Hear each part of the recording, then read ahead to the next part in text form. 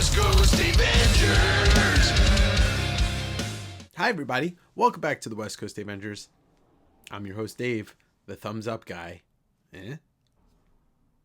Today I'm bringing you a Cartoonist Kayfabe style video, and I just wanted to pay tribute to them this week by releasing 7 videos. So I have a brand new video every morning this week, and today we're going to do a flip through of this, one of my favorite books ever, The House of Mystery Treasury. And before we do, I want to just say thank you for being here. Don't forget to hit the like button, subscribe if you're not, and drop a comment down below. What's your favorite story in this book? Let me know. If you don't know, I have a podcast called Direct Edition. You can find the links for it down below. It has its own YouTube channel. It is on every streaming platform, Spotify, Apple, Amazon, etc. Be really happy if you subscribed and maybe take a listen to it. You might enjoy it. But without further ado, why don't we jump to this? All right, everybody. In my attempt to bring you a little more content, maybe see the inside of some great books, I'm going to try a little flip through of this House of Mystery Treasury, which is probably my favorite treasury that exists. You've got some of the greatest artists to ever work in horror, but not just horror, in comics, in this treasury. Berni Wrightson, Neal Adams, Alex Toth, Jack Sparling, Sergio Aragones, and Kane. So why don't we take a look at this king-size treasury, House of Mystery, Winter Edition, classic cover. We flip it open. We get some Sergio Aragones art in the table of contents. Editor is Joe Orlando. And the editorial assistant at this time was Michael Fleischer. First story, House of Gargoyles. Obviously, we get hosted by Kane. Kane was the House of Mystery, and then House of Secrets was his brother Abel. And House of the Gargoyles is the Jack Sparling, so it opens with his story and this nice splash page of Kane basically being your host to the House of Mystery. Now, I'm not going to go through the beats of the story, but I'm not too familiar with Jack Sparling's art. But I believe this story may have been in that House of Mystery issue with the 2 gargoyles on the house. And I believe that's a Neal Adams cover. I always find it funny that, like Archie's kind of the archetype for the little bastard, weird looking kid in a lot of stories throughout comics. And that's, red hair, 2 buck teeth. I feel like Archie inspired generations of characters like that, because Archie's 80 years old at this point, maybe even more. Sparling's got some great work. He does really great faces, lots of great faces. Everybody kind of looks like a different character here, as they're supposed to, whereas some artists they're not diverse in their faces. But pretty cool story, some great work, but this is the one. The shading here, it's got, Sparling's probably older than Wrightson was at this time, so I'm maybe thinking that guys like Neal Adams and Berni Wrightson were looking at a guy like Sparling. So we finish that story off, and then immediately the intermission in between these stories is going to be Sergio Aragones art. And Sergio Aragones, if you're not familiar with him, started out with Mad, but his creator-owned character grew, has lived on for years and years and years. You get Kane's Game Room.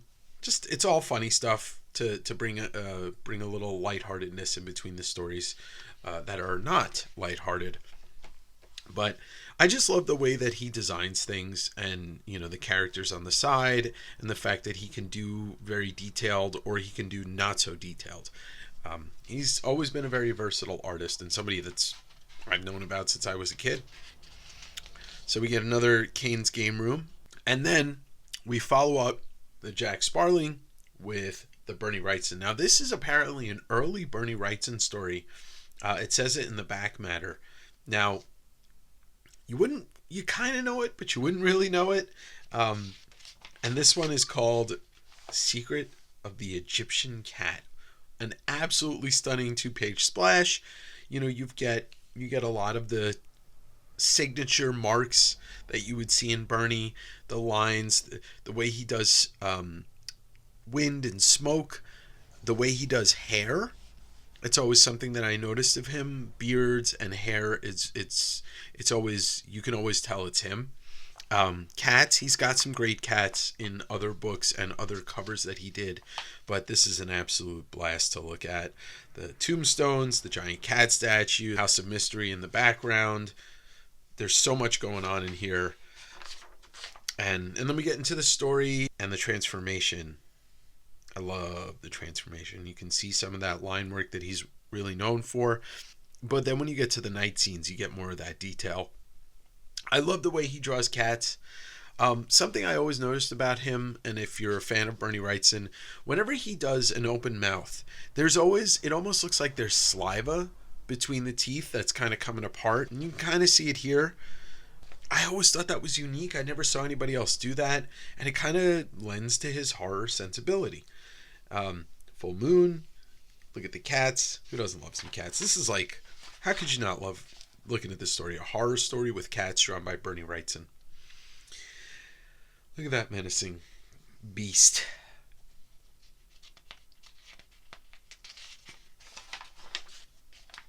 And so it's a short story, but it's great. And then you get Kane in bed. And once again, the hair. The way he draws beards and hair on men versus, you know, the straight hair of the women, or straight hair in general. At the beginning of the story here, it's on display too. So we get, that's the end of the Berni one, and we go back into Kane's Game Room by Sergio Aragones. Just more humor stuff, which is nice. And then we get to the first of two Neal Adams stories. This is The Widow's Walk. And just look at this opening. It's not even, I mean, I guess it is a splash, but it's two half splashes. But speaking of splash, the way that he's drawn the wave hitting the beach, but the wave is also the old woman's hair. Absolutely amazing. I mean, Neal Adams is, I would say, maybe next to Jack Kirby when it comes to DC and when it comes to comics in general. I think Neal Adams is like one of the most inspirational artists of all time. There's not anybody that was doing comics in the 60s, 70s, and 80s that wasn't looking at Neal Adams in some way or another. And his hyperrealism at that time really did shift comics. So this is The Widow's Walk. You know, I there's not too much going on in the story that was super interesting, but you know, Neal Adams' art is super interesting. Another one, he just does great faces. He does the looks, he can draw emotion. And obviously when you're talking about a horror story, you want a lot of emotion on the faces. Death, shock, anger. It's all there. Also, beautiful balcony. Look at that. That's a great image. His light sources here, the lightning, just amazing. The way he draws rain. Everybody was looking at his art. Everybody was. All right, so then after that, there's another Neal Adams story at the end. We get more of Sergio Aragones and some humor stuff. Sergio loves to put himself in his comics. It is pretty much a tradition for him. And I think that's kind of like a cartoonist tradition anyway. Here we get some actual games you can play. Here it is, kids. Sergio's house in black and white for you to color. So I want you to color this. This is absolutely bananas. Would love to have seen the original artwork there. And it's interesting, like these splashes, some of them have his signature, and then when you go back, and some of them don't. And then here's a little board game. Now what I'm about to show you is the centerfold. The centerfold is probably, well, not probably, for me, it's the focal point of why I love this book, because it's a Berni Wrightson Kane. And I'm going to show it to you this way, and then we'll take a look at it piece by piece here. So it's like a promo signed photo, you know. So mysteriously yours, Kane and Gregory. And there's Gregory. And then obviously you would think that that's Abel, because you remember Kane always kills Abel. But I don't know. But he's standing on a fresh grave. Berni did it in 73, and it's an absolute stunning piece. And one of the reasons why I absolutely love this book, All right, so now we get the Gil Kane piece, which is called page 13. His name is Kane. No, it's Kane because that's Gil Kane. And Gil Kane drew himself in this story because it's about a cartoonist who's dealing with his comics coming to life.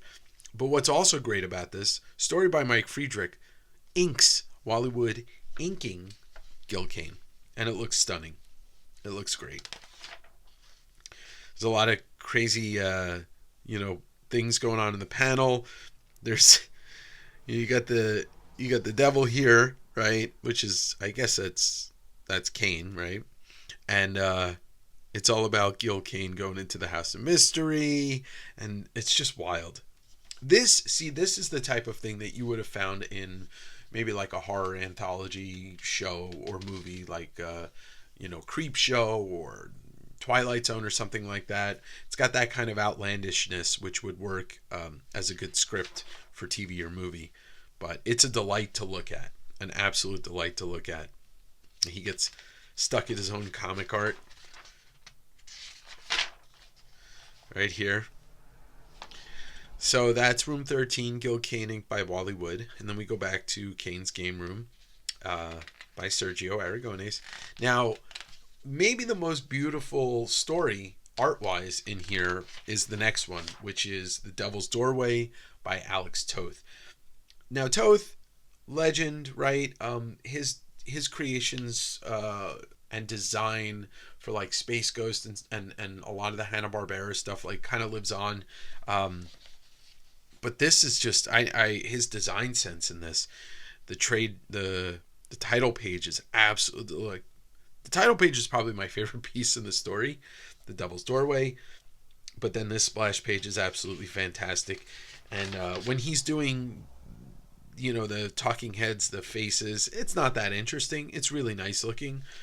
But as the story progresses and he goes into the Devil's Doorway here, things get kind of wild. And the art just goes off the chain. I mean, look at it. Look at it. Just this panel, very shocking. Focal point. He's being pulled back in. This panel, he's dealing with these crazy demons. Here, apparently, he's throwing a dildo. Don't know where he got it, but hey, the Devil's Doorway is full of all surprises, right? The broken glass, the axe. There's just a lot of cool imagery in this piece. And Toth is somebody I can't say I've read a ton of, or looked at a ton of it. Most of the stuff I've seen of Toth is through the lens of CartoonistKayfabe, and then I've flipped through some stuff that I found, like the Hot Wheels books.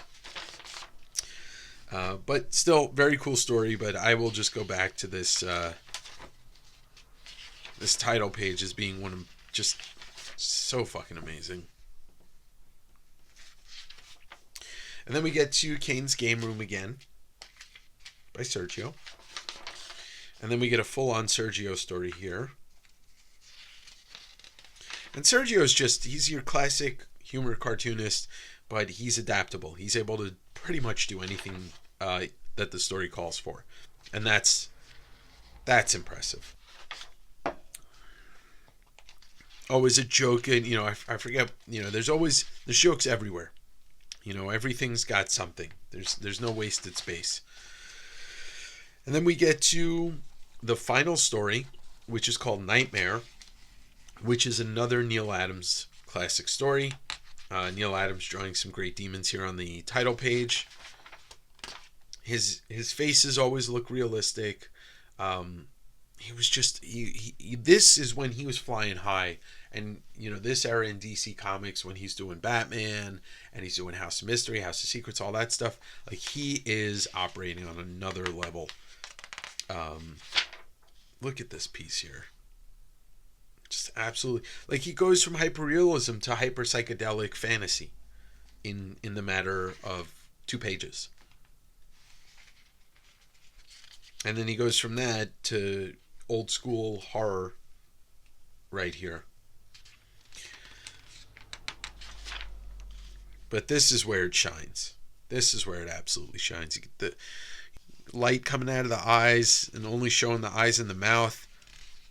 And she's running and she's running. And you get to the fire and she literally goes into the fire. I bet you that's Neal Adams right there, drawing Neal Adams. And so, and then that we get to the end, we get a little behind the scenes at the House of Mystery. So it's pretty cool because at the time you don't really get a lot of like credits, and this is the full, it's basically Kane telling us who did what, and it's pretty cool. You get photos of everybody. Look at Neal Adams' chops right there. Look at Berni. But yeah, so this is, and then you get a little back matter, the tabletop diorama. But this is the House of Mystery Treasury, one of my favorite books of all time. I buy these whenever I find them for my sales, and I like to spread these around so people get to see the greatness of the Treasury edition. I hope you enjoyed this. I know I don't have it from an artist perspective, and I don't have the greatest vocabulary for the techniques that are used. But I really enjoy flipping through this stuff and showing it off and letting people see it. So if you enjoyed this video, hit the like button. Subscribe if you're not. Drop a comment down below. Support on this if this video does pretty well. I have a stack of treasuries I'd like to go through and oversize things. And I can do a lot more of these videos. And to be honest with you, this is kind of my way of taking the inspiration that I got from Cartoonist Kayfabe and carrying the torch. And doing justice to what they laid down for all of us to enjoy. So I appreciate you watching, and I'll see you next week on the Mysterious Davengers. Thanks everybody for watching my flip through of this House of Mystery Treasury. I'll be back tomorrow with another video, or next week, depending on when you watch this. Maybe I'll be back in the year 2000. Don't forget to hit the like button, subscribe, and comment down below, and I'll see you next week. That's such a weird thing to start doing. You gotta be subtle.